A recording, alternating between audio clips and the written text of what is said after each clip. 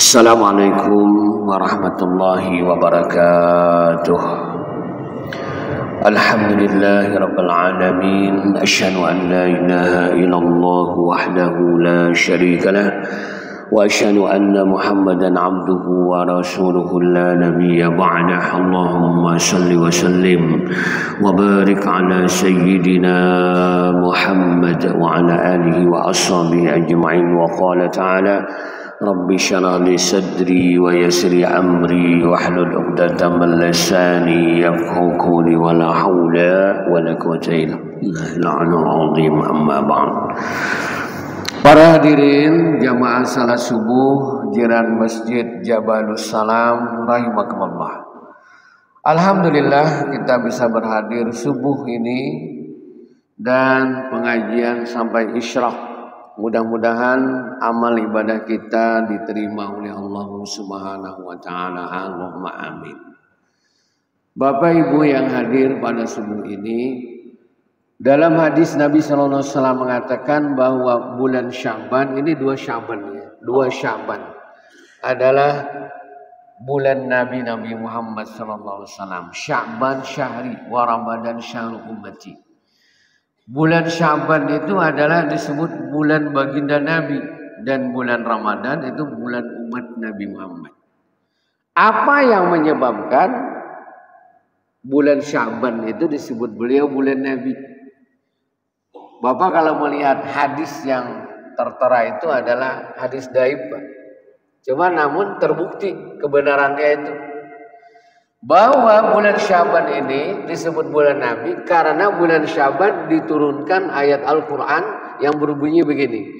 Inna Allah wa malaikatahu yusalluna ala nabi ya ayyuhalladzina amanu sallu alaihi wa sallimu taslima.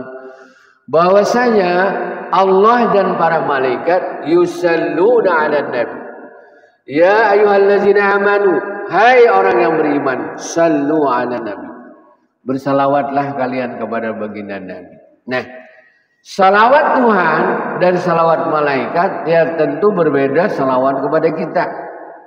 Bahwa Allah bersalawat kepada Nabi, Allah menurunkan rahmat yang senantiasa tidak pernah putus.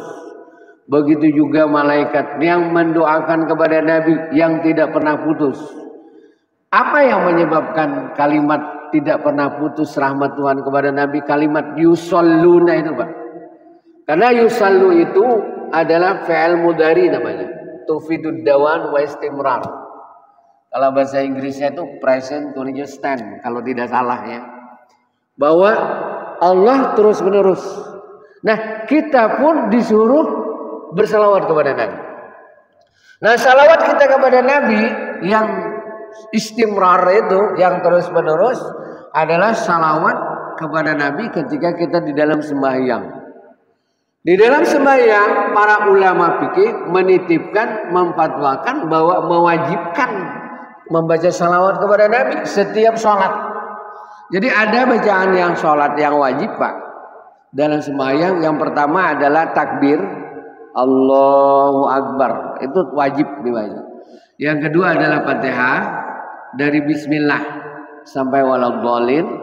Yang ketiga adalah tasyahud akhir at-tahiyatul. Yang keempat adalah salawat kepada Nabi. Yang kelima adalah assalamualaikum. Nah, ini wajibnya. Nah, begitu hebat salawat kepada Nabi sehingga disisipkan kita membaca salawat kepada Nabi adalah wajib. Ya ayyuhalladzina amanu, hai orang-orang beriman, sallu alaihi wasallimu taslima. Bersalawatlah kepada Nabi. Baik, Bapak-bapak, saya tidak membahas salawatnya sebagaimana dalam buku Abwaabul Farad ini banyak fadilah-fadilah salawat itu luar biasa, banyak sekali. Saya ingin membahas kali ini kisah Isra Mi'raj, hasil daripada Isra Mi'raj, bahwa baginda Nabi itu diberikan mandat untuk sembahyang 50 kali yang kita pasti tidak sanggup. Akhirnya dikurangin Pak.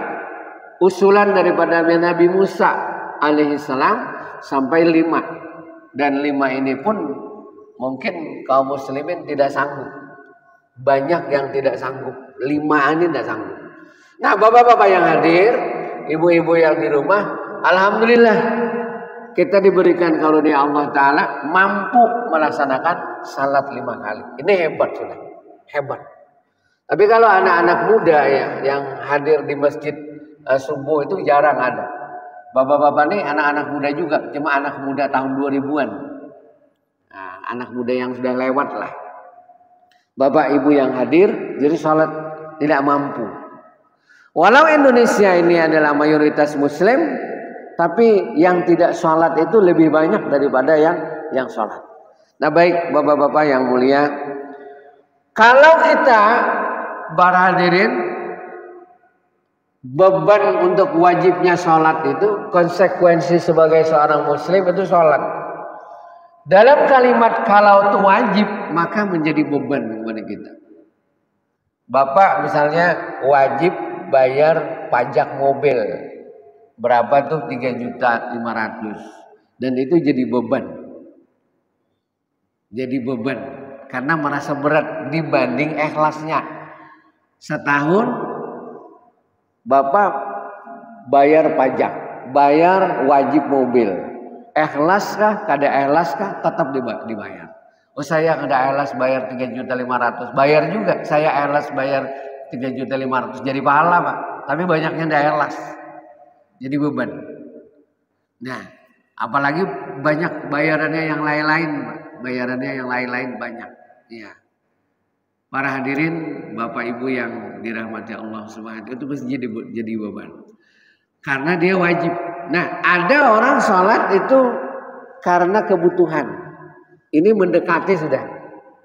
Kalau dia kebutuhan seperti kita kebutuhan makan ya. Nah, kalau kita lapar kita mencari makan. Kalau lapar mencari makan. Tapi kalau kita masih kenyang aja, ditawarin makan yang enak pun ya biasa-biasa aja. Nggak terlalu semangat. Tapi kalau kita lapar, kita semangat, ya. Kita semangat untuk makan itu. Apalagi makanannya enak misalnya, semangat. Apalagi yang berjual itu acil galuh yang cantik, semangat lagi itu. Ya, ke warung sana aja nah. Soalnya yang menjualnya cantik, ya pasti ke sana semangat itu. Walaupun makanannya udah begitu enak terasa sudah. Ya, karena melihat penjualnya itu. Bapak Ibu yang nah, kalau kita, mohon maaf ya, yang tua-tua ini yang sudah berumur 50-60 tahun itu, kalau satu sholat itu satu kewajiban ya, atau kebutuhan sudah mendekati. Nah kita ini kalaunya bisa ya ditingkatkan lagi tuh. Sholat itu dinikmati. Ya ini yang berat ini. Bagaimana caranya itu? Salat itu dinikmati. Karena Nabi Muhammad SAW ini kedudukan Nabi bang ya, yang memang diberikan Tuhan. Oh ya Nabi, hubbiba dunyakum bisalasin. Aku diberikan senang, diberikan cinta kepada dunia kalian itu 3. Yang pertama adalah atib, ya ini adalah parfum. Nabi Muhammad itu SAW senang pakai parfum. Senang. Jadi badan Nabi itu harum. Walau Nabi tidak pakai parfum, keringat Nabi itu sudah harum. Walau Bapak minum parfum misalnya 1 gayung berkeringat tetap aja bau. Ya, saya sudah minum parfum secangkir itu bau aja keringat kita, apalagi yang tiga-tiga ini bau banget itu. Nah Nabi ini keringat Nabi itu harum Pak. Ini diriwayatkan Ummu Sulaim ya. Ummu Sulaim itu dia membawa botol kepada Nabi. Ya Rasul, aku meminta itu keringat engkau ya Rasul. Untuk apa kata Nabi? Karena aku ada hajat, anakku ini mau menikah. Ya ujian Nabi nantilah, tunggu-tunggu berkeringat dulu. Tapi kalau keringat kita jangan dibilang harum ya. Nah bapak-bapak yang mulia ini keringat Nabi harum. Nah saya pernah mendengar ceramah juga Pak ya. Katanya di Masjidil Aqsa di Dome Rock itu di Batu. Ulun belum pernah ke sana. Ada namanya lobang yang Nabi kalau gaibnya ya yang membimbing itu ke situ, kamu coba masukkan tanganmu ke lubang itu. Lubang itu dalam Pak. Masuk ke situ. Kemudian cabut tanganmu, cabut. Itu dari sikut sampai ke sini itu dicium harum Pak. Apa dikasih parfum ke lubang itu? Nggak ada. Lalu apa yang menyebabkan harum? Kata gaibnya itu dulu riwayatnya Nabi SAW bertengger di batu itu Isra Mi'raj, janggut Nabi itu jatuh ke lubang itu. Janggut Nabi sebiji jatuh sampai sekarang harumnya. Nah itu yang tahu itu gaibnya itu. Yang lubang yang mana? Karena lubangnya beberapa biji. Yang mana lubangnya? Itu di Domrok di Palestina yang kubah kuningnya itu, Pak. Nah yang kedua, hubbibat dunyakum atib. Yang kedua, an-nisa. Nabi suka kepada perempuan. Manusiawi, logis. Bapak-bapak, para hadirin pasti suka sama istri. Ya, lain syakatum la azidannakum. Bersyukur sama istri maka ditambah. Itu kehendak kita aja. Iya. Suka sama istri. Seminggu aja enggak ketemu istri, aduh berat. Apalagi sebulan. Berat. Pasti ketemu istri. Nah yang ketiga, ini yang ketiga. Ju'ilat qurratu a'yuni fis shalah. Nabi SAW itu dijadikan. Ju'ilat itu adalah dijadikan. Qurratu a'yun fis shalah. Aku dijadikan Tuhan. Qurratul a'yun menyenangkan kalau di dalam salat. Qurratul a'yun. Qurrah itu bulatan, ayun itu mata. Maka ada bahasa Al-Quran ya surah kisah Nabi Ibrahim itu Rabbana hablana min azwajina wa zurriyatina qurratal ayun waj'alna lil muttaqina imama. Qurratul ayun itu qurrah. Hura itu mata, bulatan mata itu. Itu namanya tamsilan ya, etibar. Bahwa adalah kalau kita memandang kepada anak kita senang. Kalau bapak memandang anak bapak yang senyum umur 2 tahun yang baru jalan itu, yang memanggil abi bapak, pasti bapak senang walaupun bapak capek. Namanya disebut dengan qurratul ayun. Nah Nabi Muhammad sembahyang itu menyenangkan. Dan Nabi Muhammad sembahyang itu adalah beliau menikmati sembahyang itu. Sehingga tidak heran terbukti bahwa Nabi menikmati itu terbukti. Bukan hanya sembahyang wajib, Pak. Kalau sembahyang wajib Nabi cepat-cepat aja tidak begitu lama ayatnya. Tapi kalau sembahyang sendirian Nabi lama. Apa buktinya? Ada riwayat Bukhari ya, yang diriwayatkan adalah Abdullah ibn Abbas bahwa Nabi Muhammad sembahyang itu pernah 1 malam. Pernah 1 malam. Dan ada riwayat lain bahwa Nabi Muhammad begitu lama sembahyang tahajudnya, lama berdirinya sehingga batis Nabi itu sakit. Sakit batis Nabi itu sakit di luar sholat. Ketika sholat Nabi tidak merasa sakit. Nah, kalau dalam burdah itu saya zalamtu sunnata man ahya ma zalama ila anishtakat kadamahu durra min warami. Ujar Said Busiri, aku menzalimi diriku karena aku ini hanya yang wajib-wajibnya aja, yang sunatnya itu enggak. Sholat tahajud juga enggak, kadang sholat tahajud kadang enggak, banyak enggaknya. Nah Nabi Muhammad itu tiap malam qad qadamat ramat, dan Nabi, batis Nabi itu sakit. Apa yang menyebabkan itu begitu menikmati? Ini riwayatnya sahih hadis bahwa Nabi kata Ibnu Abbas pernah sholat itu dari Isya sampai subuh, pernah sholat nggak berhenti. Ketika Nabi membaca Fatihah, Nabi Muhammad membaca surah Al-Baqarah. Harapannya Ibnu Abbas ya, ujar Ibnu Abbas, mudah-mudahan Nabi surah Al-Baqarah selesai lalu ruku ya, ternyata Nabi Muhammad tidak ruku. Begitu asyik membaca, disambung surah Al-Imran. Habis surah Al-Imran, Nabi Muhammad membaca surah Al-Maidah. Habis surah Al-Maidah, Nabi kembali ke surah An-Nisa. Jadi 4, Pak. Al-Baqarah, kemudian Al-Imran, An-Nisa, Al-Maidah. Pian hitung aja tuh berapa juz itu? 8 juz kalau lebih. Kurang lebih 8 juz. Itu tidak akan mampu. Siapapun ulamanya, siapapun walinya, itu akan mampu. Nggak akan mampu untuk salat itu. Nah begitu hebatnya menikmati. Nah kita Bapak Ibu, kalau saya mungkin tidak komprehensif ini menerangkan karena habis waktu ya. Saya minta waktu yang lain lah. Baik Bapak-bapak yang berbahagia, dalam sembahyang itu yang paling sedikit rukunnya adalah 13. Yang banyak rukunnya 24, Pak. Di bawah 13 fikih ulama fikih tidak ada lagi. Nah, ada yang 24, ada yang 18 dalam kitab I'anah itu 18. Rukun sembahyang bukan 13 atau 18. Ada yang 24 ada juga. Kenapa jadi banyak itu rukunnya? Tidak 13. Karena para ulama fikihnya menambah, Pak. Ada rukun namanya ruku. Nah, ruku. Habis baca Fatihah, baca ayat, kemudian ruku. Maka disisipkan ruku, kemudian berserta tumak-ninah. Tumak-ninahnya itu wajib, rukunya wajib. Rukunya wajib, tumak-ninahnya wajib. Itu. Sujud beserta tumak-ninah. Sujudnya wajib, tumak-ninahnya wajib, bacaannya tidak wajib.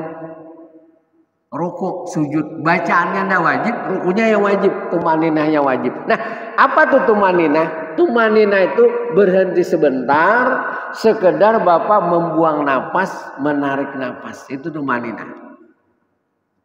Nah, jadi para hadirin, Bapak Ibu, kalau bahasa Arab, tumaninah itu namanya tenang. Ada dalam Al-Quran surah An-Nisa ayat 103, Pak.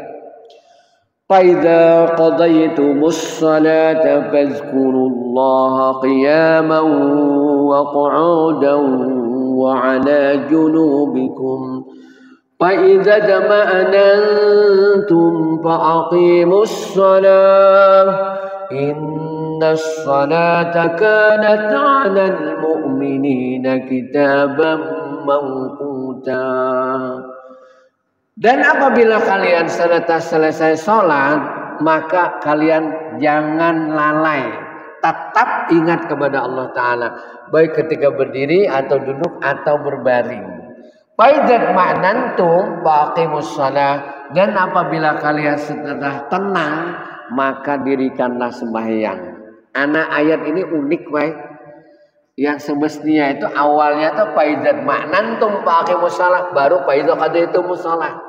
Itu bila kalian tenang dirikan salat, bila selesai salat maka ingat kepada. Ini terbalik. Fa idza qadaytumus shalah, apabila kalian selesai salat fazkurullah, kalian jangan lalai, tetap ingat kepada Allah Ta'ala. Fa idza ma'nantum, apabila kalian itu tenang maka dirikanlah salat. Pendapat sudut pandang fikih bisa dibaca di literatur fikih. Apa yang dimaksud kamu tenang dulu? Lihat dalam kitab-kitab fikih mungkin ada begini, Pak ya. Bahwa sesuatu yang akan mengganggu ketenangan Anda sholat tinggalkan. Misalnya Bapak dalam keadaan lapar, tapi bukan lapar Bapak puasa ya. Bukan lapar dalam keadaan puasa. Misalnya ya, Bapak johor nih ke dalam keadaan lapar. Pilih makan dulu kah, sembahyang dulu kah? Maka ulama fikih memilih makan dulu. Makan dulu supaya jangan mengganggu ketika Anda lapar dalam keadaan sholat. Pas lapar, perorok parut. Lalu berpikiran macam-macam, ini ke warung ini aja deh. Apalagi Bapak sudah beli ikan pepes paten itu nah. Di Aswada, Pasar Baru tuh beli 1, 2 situ. Aku nanti aja sembahyang dulu. Pas sembahyang, pas ada kucing. Kada bakalan tenang. Diambilnya pepes paten itu. Maka bakalan mau makan. Nah, Bapak bisa solusinya tuh ada, kata ulama. Bapak membaca ayat Al-Ikhlas. Qul huwallahu ahad, Allahus samad. Ada husnya, lari tuh kucing. Para hadirin, Bapak Ibu yang mulia yang berbahagia. Bila misalnya masjidnya panas, kita pakai AC. Ya. Bila bacaannya imamnya luar biasa bagus, alhamdulillah. Kalau bacaannya yang kurang-kurang bagus karena fasih, cari bacaannya yang imam fasih. Itu mengundang namanya ketenangan. Mengundang ketenangan. Bapak Ibu yang mulia yang berbahagia. Nah, itu secara zahir, Pak. Secara zahir. Nah, secara spiritual, wa idzat ma'nantum, dan kau apabila tumanina, apabila tenang, dirikanlah sholat. Bagaimana itu kaifiatnya itu? Ketika ruku, ya, ketika sujud, ketika berdiri. Ruku beserta tumakninah. Subhana rabbiyal azim wa bihamdih, atau subhana rabbiyal a'la wa bihamdih 3 kali, Pak. Kalau sembahyang berjamaah nih ya. Kalau sembahyang sendirian kan 11 kali itu. Sembahyang sendirian lama sujudnya. Ya, rukunya lama, bukan terbalik. Kalau sembahyang berjamaah kok lama rukunya. Kalau sembahyang sendirian sebentar betul.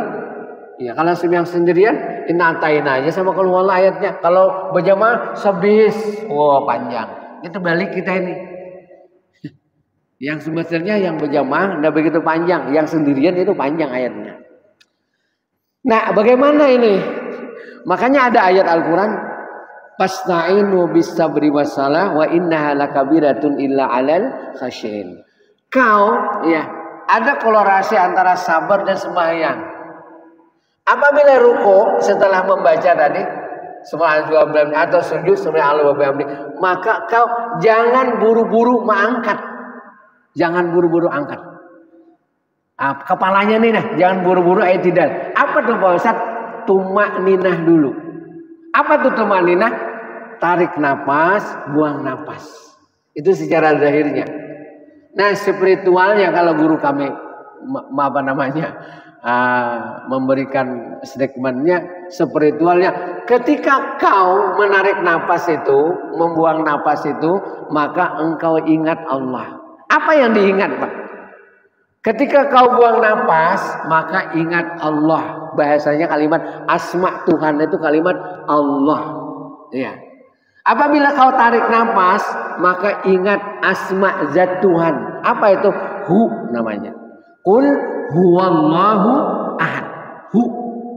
Nah, kelakuan itu, Pak, yang ingat Allah, ingat hu, itu kelakuan itu bukan di mulut. Pian apabila mengeluarkan napas, apabila menarik napas, pasti ada kedengaran hu namanya. Pasti ada kedengaran. Pasti kedengaran. Apabila membuang napas, pasti kedengaran Allah. Nah, namun itu tidak diucapkan di mulut, tapi hanya diingat. Makanya kalimat fazkurullah. Lu ingat kepada Allah Ta'ala. Kalimat zakana yazkuru zikran. Zakara yazkuru zikran. Itu maknanya ingat. Nah, kita mengelola otak namanya. Mengelola otak.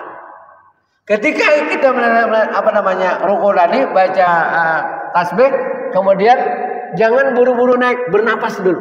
Napas dulu. Nah, ketika kau mengeluarkan napas ingat Allah, ketika kau menarik napas ingat hu, baru i'tidal. Baru i'tidal. Sami Allahu liman hamidah, Rabbana walakal hamd. Diam lagi, Pak. Sabar, jangan buru-buru sujud. Bernapas dulu. Nah, tarik napas, buang napas. Kemudian sujud. Subhana rabbiyal a'la wa bihamdi, subhana rabbiyal a'la wa bihamdi, subhanallah wa bihamdi. Kemudian diam dulu, sabar dulu, jangan buru-buru duduk. Tarik napas, buang napas. Sama seperti itu. Nah, itu para hadirin latihannya supaya mendekat kepada khusyuk. Jadi guru tuh kalau bisa seperti itu mustahil tidak khusyuk. Pasti khusyuk. Fazkurullah, maka ingat kepada Allah Subhanahu wa taala. Para hadirin rahimakumullah. Nah, disinilah kalimat wa idzat ma'nantum. Itu. Wa idzat ma'nantum, apabila kamu tenang. Oh, rupanya kaifiat supaya kita mendapatkan tenang tadi, Pak, mengolah otak dengan napas itu. Namanya disebut zahirnya adalah zikir napas namanya. Mampu enggak kita? Fazkurullah qiyaman. Kau tetap ingat kepada Allah Ta'ala ketika berdiri dan duduk berbaring. Kita ini hidup kalau enggak berdiri duduk. Kalau enggak berduduk berbaring. Itu. Yang keempat mati aja lagi. Berdiri, duduk, berbaring. Mampu enggak kita berdiri misalnya, kita tetap ingat kepada Allah, bisa membaca la ilaha illallah atau membaca Allah atau membaca tasbih, enggak akan mampu, Pak. Apalagi buat tasbih ke pasar baru, subhanallah, subhanallah, yang orang gila. Cuman kalau kita mengolah otak kita, mampu, Pak. Kalau pian duduk-duduk di pintu misalnya, duduk di pintu atau santai lah, mampu pian bernapas. Pasti mampu. Ya sesekali, dua kali tarik napas, buang napas. Ingat amalan zikir napas itu. Nah, latihannya para hadirin untuk mendekatkan kepada kita khusyuk kepada Tuhan tadi, maka seperti itu. Kalimatnya wa idzat ma'nantum faqimus shalah. Apa buktinya yang kedua? Alladzina amanu wa tatmainnu qulubuhum bi dzikrillah, ala bi dzikrillah tatmainnul qulub. Surah Ar-Ra'd. Alladzina amanu, mereka-mereka yang beriman. Alladzina amanu wa tatmainnu qulubuhum bi dzikrillah. Orang beriman itu berpeluang untuk mendapatkan ketentraman, kedamaian, kenyamanan. Apa tuh kenyamanan? Di mana kenyamanan? Wa alladzina amanu wa tatmainnu qulubuhum bi dzikrillah. Bi dzikrillah bisababi dzikrillah. Itu kalimatnya, Pak. Bi dzikrillah itu bisababi dzikrillah. Dengan ingat kepada Allah, maka orang beriman itu dia akan berpeluang tatmainnul qulub, akan tenang hatinya. Pasti tenang. Tidak ada lagi yang lain, Pak. Ala bi dzikrillah. Ketahuilah, kau tidak akan bisa mencari kemanapun untuk mendapatkan ketentraman, kenyamanan, kedamaian. Orang misalnya damai, di mana tuh? Oh, di pinggir pantai ya. Dia melancong kemana? Ke Bali misalnya. Nah, supaya dia tenang, bahagia, menghilangkan stres gitu ke Bali. Pas ke pinggir pantai, ke Kuta itu. Orang Banjar nih, ke Kuta. Melihat orang celana-celana pendek yang pakai bikini itu. Kalau kau berdiri lagi sih, Din. Kita duduk sih, Din. Nah, ya rajin sembahyang, Pak. Rakawa aku jadi di sini. Kenapa, Pak? Karena kamu lagi berdiri, soalnya apa celana bersempit. Para hadirin rahimahullah, dah kan bisa. Metode ini kayak metode pengobatan model kayak apa ya? Meditasi begini supaya tenang. Kan di Jepang atau di Cina ada Pak sama meditasi, itu menenangkan diri. Yang menenangkan diri itu otak kita ingat kepada Allah Ta'ala. Alladzina amanu wa tatmainnu qulubuhum bi dzikrillah. Ala bi dzikrillah. Kau cari kemanapun tidak akan bisa. Ala bi dzikrillah, dengan zikir kepada Allah tatmainnul qulub. Baik zikir kita di dalam mulut kita, lisan kita ini yang mengundang untuk ke dalam hati. Kita membaca zikir, Pak. Membaca zikir termasuk baca Quran. Itu zikir juga termasuk. Iya. Nahnu nazzalna dzikra wa innahu lahafizun. Itu ayatnya tuh. Bahwa kami menurunkan zikir, yakni adalah Quran. Maka tidak sedikit orang membaca Quran itu kayak di Arab ya, baca Quran dia sambil menangis. Melihat ayatnya menangis. Tadi imam tadi membaca wa iza dzukirallah tuliyat qulubuhum wa iza dzukirallah apa tadi? Wa iza tuliyat alaihim ayatuhu zadatun imana. Apabila diingatkan kepada Allah Ta'ala, tuliyat qulubuhum, hati dia bergetar. Nah, yang menggetarkan hati itu ingat, menggetar hati. Pikiran yang menggetar hati. Tapi kalau iza tuliyat itu bahasa Arab baca. Zadathum imana, maka akan bertambah imanmu kalau yang dibaca Al-Qur'an itu dipakai. Kalimatnya wa iza tuliyat, apabila kau baca ayat Quran zadatum imana, kau akan menambah imanmu. Kalau ayat Al-Quran itu hukum Al-Quran dipakai, berambah iman. Nah, bisa menggentarkan hati itu ingat kepada Allah Subhanahu wa taala. Para hadirin rahimakumullah yang dimuliakan Allah. Nah, ini Bapak aktivitas atau amalan pian-pian yang sudah berumur. Apabila pian nanti sudah garing ya, sembahyang duduk nih. Ini sudah mungkin jamaah kita di sini ada yang sudah sembahyang duduk nih. Mungkin jamaah kita di sini ini zaman Pak Usman, Dr. Usman dulu sampai sekarang nih ada yang meninggal kalian dah. Bisa mungkin 2-3 orang yang sudah meninggal. Pak Muin aja belum meninggal ini. Alhamdulillah masih hidup. Kalau Pak Muin tetap tukang mandi orang mati, panjang umur Pak Muin. Iya. Alhamdulillah masih hidup. Jadi bapak-bapak yang berbahagia, nah, ada orang yang sembahyang berbaring, Pak, bertelantang main sembahyang. Lu kenapa sembahyang bertelantang? Nggak bisa berdiri, nggak bisa duduk, nggak bisa bertelantang. Mungkin bapak akan mengalami itu, tapi ulun ndak lah. Nah, berbaring, sujud tunduk, rukuk separuh, nggak bisa apa-apa lagi. Bekencing di situ, pakai keteter itu, nah banyak bekencing di situ.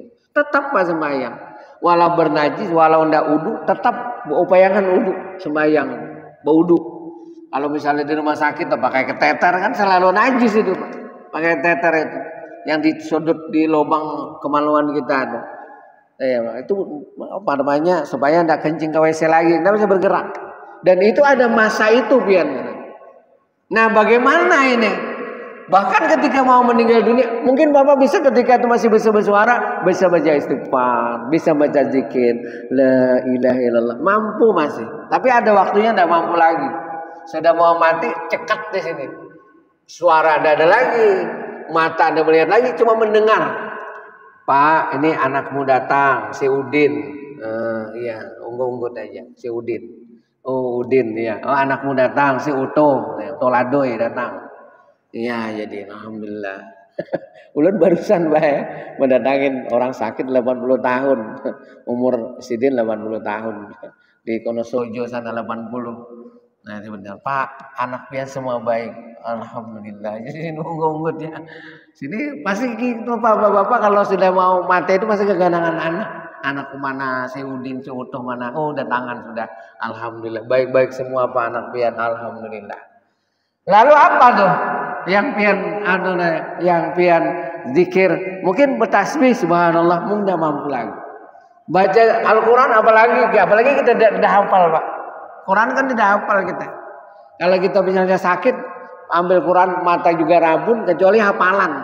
Cuma ada Pak ya, saya melihat di YouTube tuh orang yang mau mati tetap baca Quran tuh. Ada. Dia refleks, dia tidak sadar dia baca Quran itu kayaknya. Nah termasuk guru besar namanya Guru Muhammad Aini itu. Saya berguru kepada anaknya namanya Haji Abu Hurairah. Abu Hurairah cuma bapaknya. Namanya Haji Muhammad Aini. Beliau itu menghafal Al-Quran di Masjidil Haram. Umur 16 tahun pulang ke Banjar. Hafal Quran Pak. 16 tahun itu hafal Al-Quran. Di Masjidil Haram menghafalnya. Nah itu guru besar Al-Quran. Beliau itu menghatamkan Quran setiap minggu hatam. Karena hafal Pak ya. Setiap minggu hatam. Dan beliau menghatamkan Quran itu habis asar, Jumat hatam. Jadi sambil bersepeda, sambil berkebun, selalu baca Al-Quran. Kecuali di WC dan makan. Ya. Itu selebihnya baca Quran. Itu ahli Quran ya. Beliau itu meninggal Jumat asar meninggal. Beliau meninggal Jumat asar. Rupanya setelah hatam Quran meninggal. Di kandangan kuburannya. Haji Muhammad Aini, Tuan Guru Haji Muhammad Aini bin Haji Muhammad Marwan. Para hadirin rahimakumullah. Lalu apa nih amalannya Pak? Lalu apa amalannya? Nah ini ya guru, amalannya aja tadi zikir napas itu. Orang mau mati bernapas Pak. Kecuali napas kada keluar lagi atau napas tidak masuk lagi, mati pian. Maka itulah diamalkan. Nah, dalam Al-Quran summandur itu kalimatnya. Summandur. Kemudian ya Muhammad pandang olehmu. Apa yang dipandang? Sifat Tuhan Pak. Yang dipandang. Sifat kebesaran Tuhan. Matanya melihat lagi napas. Jadi itu aja diamalkan. Ketika keluar napas, buang napas, keluar napas, ingatkan Allah. Buang napas, menarik napas, ingatkan. Itu aja, ingatkan. Hanya di otak. Walau nanti mulut tidak bisa mengatakan. Karena orang yang mengatakan mangkala akhiru kalamu la ilaha illallah itu berat. Siapa yang akhir umurnya bisa mengucapkan kalimat la ilaha illallah dakhalal jannah. Ada hadis itu. Mampu enggak kita begitu? Wallahu a'lam ya. Wallahu a'lam. Baik Bapak-bapak, Ibu-ibu yang mulia, ini jam 6:10 menit ya. Tadi sudah Pak Moin mewanti-wanti tadi israk. Iya, 10 menit, jam 6:10 menit. Nah Bapak, saya simpulkan.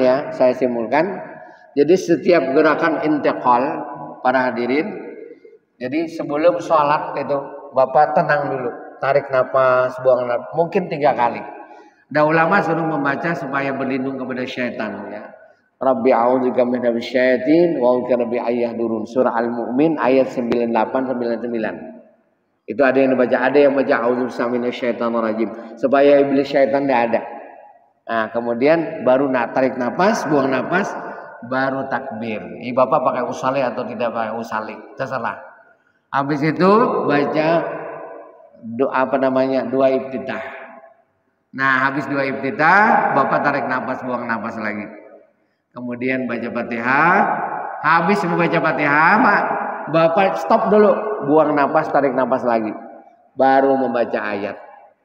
Habis membaca ayat, jangan buru-buru rokok. Stop dulu, buang napas, tarik napas lagi, baru rukuk. Kemudian i'tidal, kemudian sujud. Nah itu terus begitu. Jangan sampai buru-buru, jangan sampai benar. Karena wasta'inu bis sabri, sabar. Ya. Wa inna lakabiratun ila alal khasyin. Memang sabar dalam salat itu mengundang khusyuk kepada kita, kepada Allah. Dah buru-buru, maka tidak benar kalau salat itu sembahyang tarawih 23 rakaat 7 menit tamat, itu salah itu. Itu di manakah itu 7 menit tamat, kada baca Fatihah, kada tumanina, itu salah itu bid'ah itu. Sembahyang tarawih 7 menit tamat. Itu luar biasa, hebat banget, langsung masuk surga kayaknya. Baik, ini aja yang saya sampaikan ya, mohon maaf ibu bapak yang hadir. Satu saat nanti kita akan sambung ya, part yang kedua untuk mendekatkan kita khusyuk kepada Allah Subhanahu wa taala. Karena sembahyang itu ada rahasia-rahasia, Pak. Ketika berdiri, ketika rukuk, sujud, ketika duduk di antara sujud, ketika sampai tahiyat ya. Karena perhimpunan ya, itu istilah mi'raj. Makanya ada kalimat bahasa hadis, as-salat mi'rajul mu'min. Salat itu mi'rajnya orang mukmin. Nah, bagaimana itu? Kok bisa seperti itu? Kan Nabi kan mi'raj, Pak. Mi'rajul mu'minin. Karena muhimmah begitu penting, tidak main-main, jangan diabai ya, jangan abai. Baik, ini aja. Barangkali ada yang mau didiskusikan Bapak Ibu ya, silakan. Kalau ada nih. Tapi sepertinya paham semua ini kayaknya nih ya. Alhamdulillah. Kalau ada.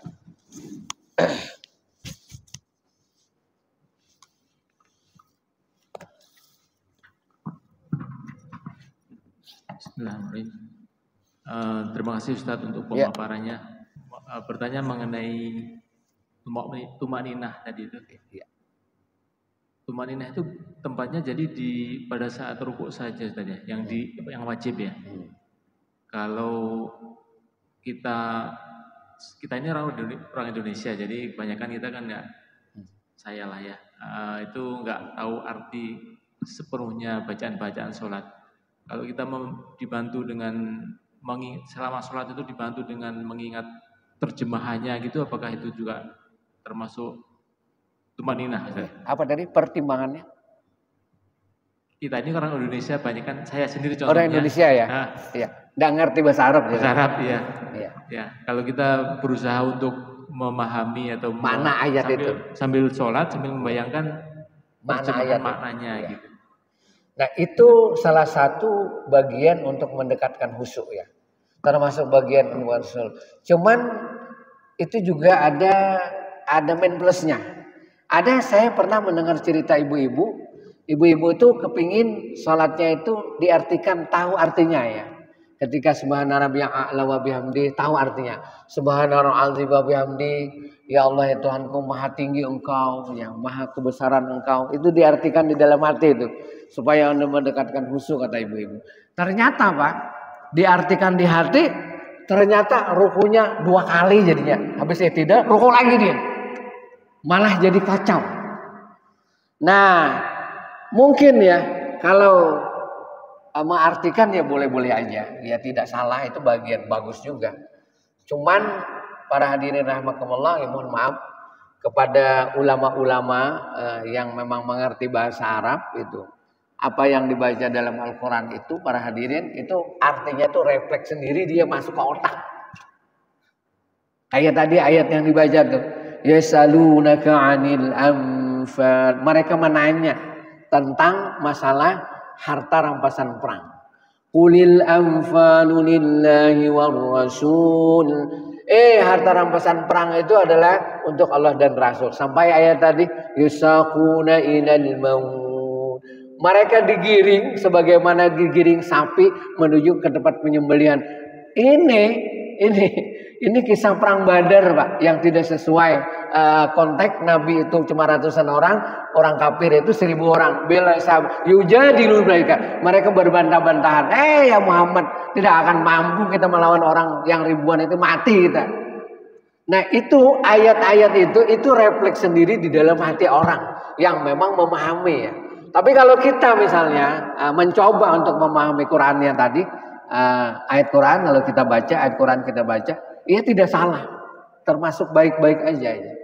Termasuk baik-baik. Cuman kita orang Indonesia, para hadirin rahimakumullah, ya pasti tidak sama dengan orang Arab.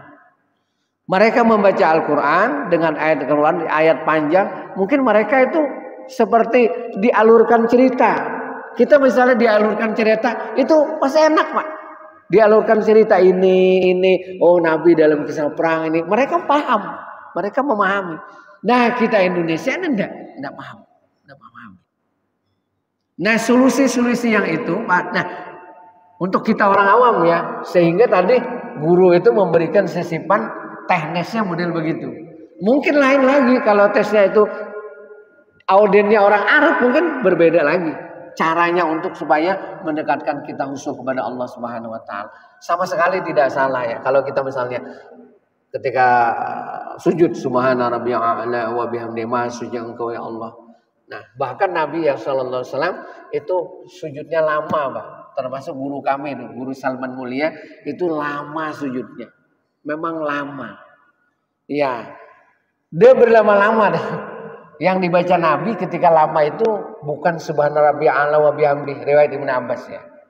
Riwayat Ibnu Abbas itu Nabi Muhammad itu membaca sujud lama itu, bernikmat-nikmat sujud ruku itu, yang dibaca Nabi itu subhana wa bihamdika, subhanallah wa bihamdika, Allahumma firli, itu dibaca.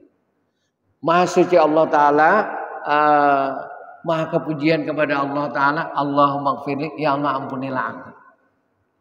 Jadi itu bacaan diantaranya mungkin yang dilakukan ya kita ketika sembahyang tahajud. Nah itu dibaca subhanaka wa bihamdika Allahumma firli. Kan dua ya dibaca. Ada yang subhanallah wa bihamdi, ada yang subhanallah wa bihamdika Allahumma firli. Cuman penafsiran ulama fikih yang dibaca ketika salat wajib subhana rabbiyal a'la wa bihamdi, yang dibaca ketika salat sunat ya. Ada ulama mengatakan Nabi Muhammad tuh membaca lama, sujud lama itu yang dibaca subhanaka wa bihamdika Allahumma ighfirli. Bukan membaca subhana rabbiyal a'la wa bihamdihi. Wallahu a'lam. Tadi oke ya, saya setuju ya, sependapat aja, diupayakanlah untuk mengartikan ayat Quran. Cuma yang tadi bisa jadi kayak qul ya ayyuhal kafirun la a'budu ma ta'budun wa la an, kita artikan misalnya, boleh aja ya.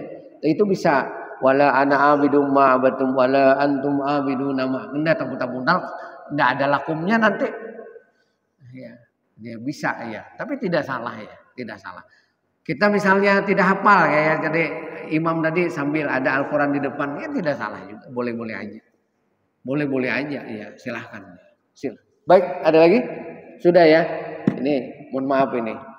Baik, kita berdoa bersama, mudah-mudahan salat kita diterima oleh Allah Subhanahu wa taala. Ya, mudah-mudahan amal ibadah kita diterima oleh Allah Subhanahu wa taala. Kita dijadikan orang soleh, kita dijadikan orang-orang muttaqin. Bismillah Nabi wa ali Nabi Al-Fatihah. A'udzubillahi minasyaitonir rajim. Bismillahirrahmanirrahim. Alhamdulillahirabbil alamin arrahmanir rahim maliki yaumiddin. Iyyaka na'budu wa iyyaka nasta'in ihdinas siratal mustaqim siratal ladzina an'amta 'alaihim ghairil maghdubi 'alaihim waladdallin. Amin. Bismillahirrahmanirrahim. Alhamdulillahirabbil alamin. Allahumma shalli 'ala Muhammad wa 'ala alihi washabihi ajmain. Allahumma inna nas'aluka 'ilman nafi'an wa rizqan thayyiban wa 'amalan mutaqabbala. Rabbana atina fid dunya hasanah wa fil akhirati hasanah wa qina adzabannar. Sallallahu alaihi wasallam maulana Muhammadin wa 'ala alihi washabihi ajmain. Alhamdulillah rabbil alamin. Taqabbalallahu minkum minna wa